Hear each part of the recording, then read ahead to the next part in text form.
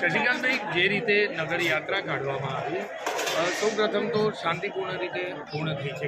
કેવું આયોજન રહ્યું અને કઈ રીતે નગર યાત્રા? અને જે હતું એના કરતાં માતાજીએ બહુ સારી રીતે આ નગર યાત્રા પૂર્ણ કરી છે, સંપન્ન કરી છે. અને મને લાગે છે એની અંદર આખા અમદાવાદ શહેરના જે પ્રજાજનો છે એમની આત્મા છે આની સાથે એમને દેખાઈ આવ્યું. સરસ રીતે અને ઉત્સાહિત રીતે આખી પ્રજાએ આ નગરયાત્રાની અંદર પાર્ટ લીધો છે. અમારા તો વિચારો હતા, અમારા ટ્રસ્ટી મંડળના વિચારો હતા, કારણ કે પૂર્વજોએ વાત કરેલી કે આવી નગરયાત્રા પહેલાં નીકળતી હતી, પછી બંધ થઈ ગઈ મુગલોના અત્યાચારથી. આજે જે જોવા મળ્યું કે પ્રજાનો ઉત્સાહ છે અને માનવ મહેરામણ જે રીતે ટીવી જે થાય છે એનાથી આમ જ લાગે છે માતાજીની પણ ઈચ્છા હતી કે પ્રજાને આજે આયોજન દર વર્ષે કરવામાં આવશે અને આ વખતનું આયોજન કોના દ્વારા? આ વર્ષે અમારા દ્વારા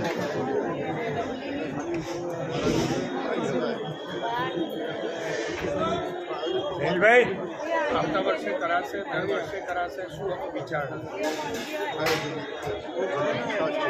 ટીવી 13 બૂમ નીચું રાહુલ ખાસ શું નામ છે એને રિપોર્ટરનું નામ?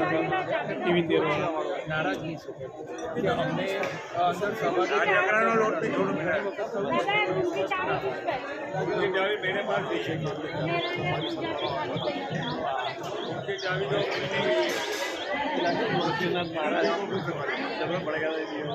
સમાજ જોડાઈ જાય તો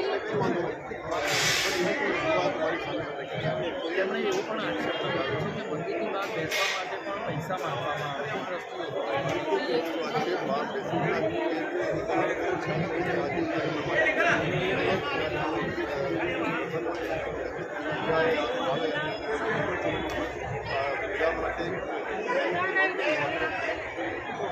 કયા પ્રકારના પ્રોબ્લેમ ઊભા કરે છે? અહીંયા વચ્ચે આવી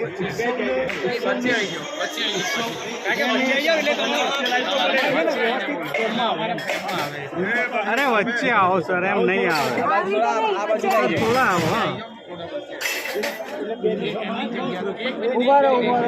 આમનું ટીવી શું નામ? આપનું નામ પરિચય?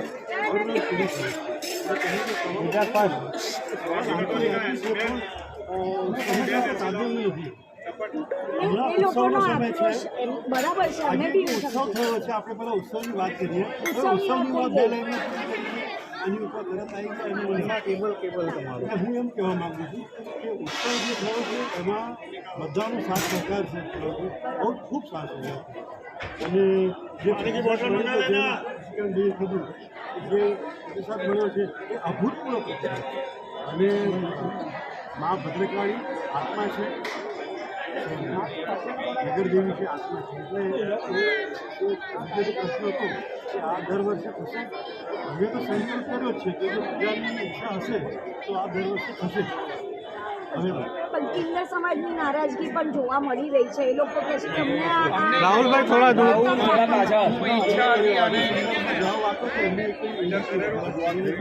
ખંડની માંગવાની પણ વાત કરી કે અહીંયા બેસવા માટે પણ પૈસા માંગવામાં આવે છે. તમે જાહેરમાં આ પ્રશ્ન કરતી રહ્યા છો, તમે પૂછ્યું છે કે આવું કંઈ થયું છે?